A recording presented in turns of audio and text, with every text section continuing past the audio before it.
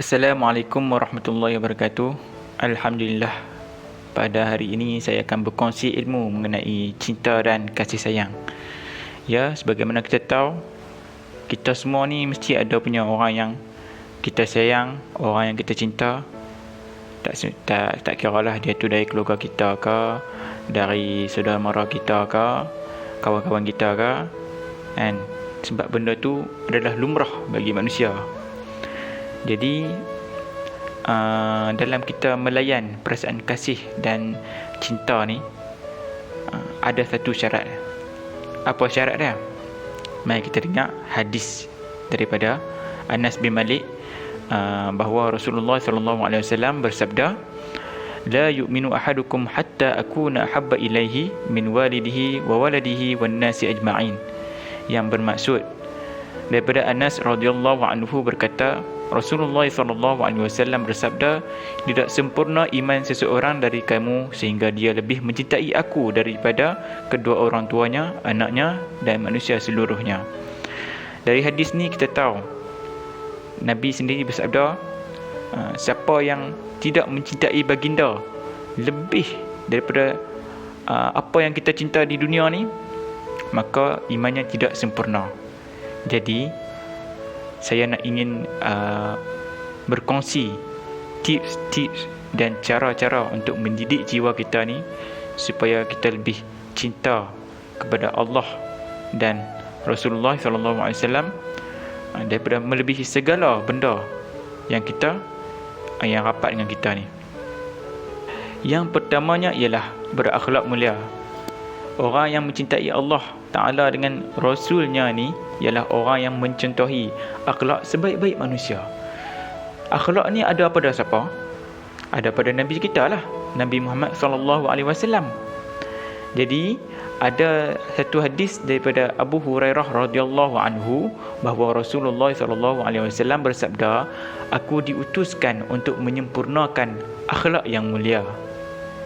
Bila manusia berakhlak mulia, Allah sayang kita, Nabi pun sayang kita. Sebab apa? Sebab kita ikut ajaran daripada Tuhan. Tuhan turunkan ajaran tu kepada Nabi Muhammad SAW, kan, melalui perbuatan baginda, melalui sifat-sifat baginda. Jadi kita ikut.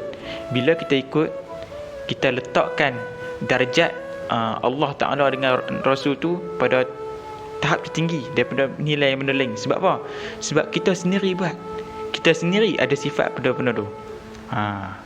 Sebelum kita nak buat sesuatu benda tu, kita mesti niatkan lillahi ta'ala, kerana Allah Ta'ala. Kita mesti niatkan dalam hati kita ni bahawa aku buat ni, perkara ni bukan untuk dunia, bukan untuk kekayaan, bukan untuk pangkat, bukan untuk kemewahan, tapi kita niatkan kerana Allah Ta'ala, kerana ikut sunnah Nabi SAW. Dari situ dia didik jiwa kita ni supaya kita buat benda ni letak Allah dan Rasul dahulu daripada benda-benda yang lain. Dari situlah kita lebih meledakkan perasaan kasih dan sayang kepada Allah dan Rasul daripada benda-benda yang lain. Seterusnya ialah mentaati Allah dan Rasul dalam setiap urusan kehidupan. Tak kira sama ada ia berbentuk perintah ataupun berbentuk larangan, kita ikut saja. Bila kita ikut perintah Tuhan, macam sembahyang 5 waktu, kita berpuasa di bulan Ramadan, membayar zakat, jadi di sini kita akan mendidik jiwa kita ni supaya kita ni lebih cinta kepada Allah, lebih ingat selalu kepada Allah, kan. Aku tahu benda ni adalah perintah Tuhan, jadi aku mesti ikut, kan. Bila kita nampak, oh, yang ni benda ni haram, jadi jangan buat. Di sini kita nampak dah. Bila kita nak buat sesuatu, kita ingat Tuhan. Kita tahu ini perintah Tuhan ke, ini larangan Tuhan. Seterusnya ialah mencintai manusia yang mencintai Allah dan Rasulullah.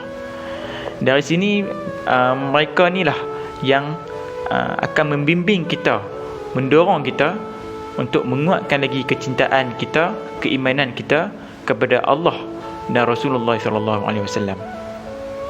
Mereka yang mencintai Tuhan dan Rasul ni ibarat orang yang membawa pelita, di mana bila kita sesat, mereka lah yang membimbing kita, yang menyuluh kita untuk tunjuk arah yang betul. Yang terakhir ialah mencintai pekerjaan yang diridai oleh Allah Subhanahu Wa Taala, sebagaimana sabda Rasulullah SAW yang bermaksud pekerjaan yang paling baik ialah pekerjaan seseorang dengan tangannya sendiri dan jual beli yang mabrur, yakni yang tidak bercampur dengan perkara yang diharamkan. Apabila kita cinta pekerjaan yang diridai oleh Allah, dia membuatkan hati kita ni bersih daripada perkara-perkara yang kotor.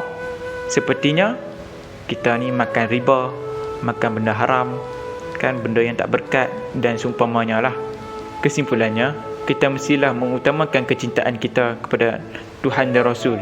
Apabila kita mengutamakan Tuhan dan Rasul daripada segala benda urusan di dunia ni, insya-Allah iman kita telah sempurna. Sama-samalah kita bermuhasabah.